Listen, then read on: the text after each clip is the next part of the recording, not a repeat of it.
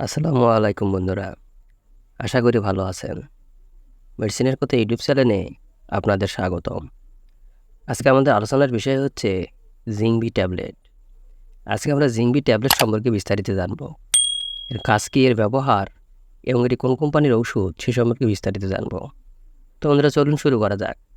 ভিডিওটি শুরু করার আগে একটা রিকোয়েস্ট, ভিডিওটি টেনটি না দেখে সম্পূর্ণ দেখবেন এবং যারা চ্যানেলে নতুন তারা অবশ্যই চ্যানেলটি সাবস্ক্রাইব করে পাশে থাকবেন এবং যারা অলরেডি সাবস্ক্রাইব করেছেন তাদেরকে অসংখ্য ধন্যবাদ। এছাড়াও আপনি খাচ্ছেন এমন কোনো ওষুধ সম্পর্কে জানতে কমেন্ট করুন। বন্ধুরা, জিঙ্ক বি ট্যাবলেট হচ্ছে ভিটামিন বি কমপ্লেক্স এবং জিঙ্ক গ্রুপের একটি ওষুধ। এটি বাংলাদেশের সুনামধন্য এসকেএফ ফার্মাসিউটিক্যাল কোম্পানির ওষুধ। এটি বাংলাদেশের যে কোনো ওষুধের দোকানে পাওয়া যায়। জিঙ্ক বি ট্যাবলেটের ব্যবহার। জিঙ্ক বি ট্যাবলেট সাধারণত জিঙ্ক এবং ভিটামিন বি সময়ের ঘাটতি পূরণের জন্য ব্যবহার করা হয়ে থাকে এবং এর প্রতিরোধমূলক চিকিৎসায় নির্দেশিত।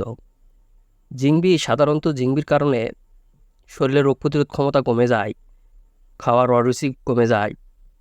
অর্থাৎ জিংবি সে সকল রোগীরা খাবেন যাদের রোগ প্রতিরোধ ক্ষমতা খুবই কম, খাওয়ার রুচি নেই একেবারেই, ঘন ঘন মুখে ঘা এবং জিভায় ঘা হয়, সেসব রোগীদের জন্য জিংবি ট্যাবলেট ব্যবহার করা হয়ে থাকে।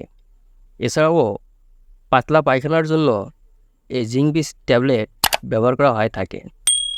জিংবি ট্যাবলেটের মাত্রা ও সেবনবিধি।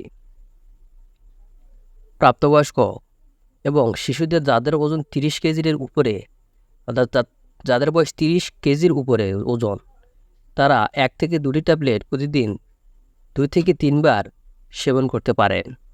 প্রতি নির্দেশনা: যে সকল রোগীর এই ওষুধের কোনো উপাদানের প্রতি অতি সংবেদনশীলতা রয়েছে তাদেরকে দিয়ে ব্যবহার করা যাবে না। পার্শ্ব প্রতিক্রিয়া: এই ট্যাবলেটটি সাধারণত সুসহনীয়, তবে কতিপয় পার্শ্ব প্রতিক্রিয়া যেমন বমি বমি ভাব, বমি, ডায়রিয়া, পাকস্থলীর সমস্যা ইত্যাদি দেখা দিতে পারে। নির্দিষ্ট ভিটামিনের ক্ষেত্রে পার্শ্ব প্রতিক্রিয়া উল্লেখিত থাকলেও সেগুলি সাধারণত নির্দেশিত মাত্রা থেকে বেশি মাত্রায় ঘটে মাত্র। গর্ভাবস্থা বা স্তন্যদানকালে ট্যাবলেট খাওয়া যাবে কিনা? ইয়া গর্ভাবস্থা এবং স্তন্যদানকালে সেবন করা যাবে। তো বন্ধুরা, এই ছিল জিংবি ট্যাবলেট সম্পর্কে আজকের ধারণা। ভিডিওটি ভালো লাগলে লাইক, কমেন্ট এবং সাবস্ক্রাইব করতে ভুলবেন না।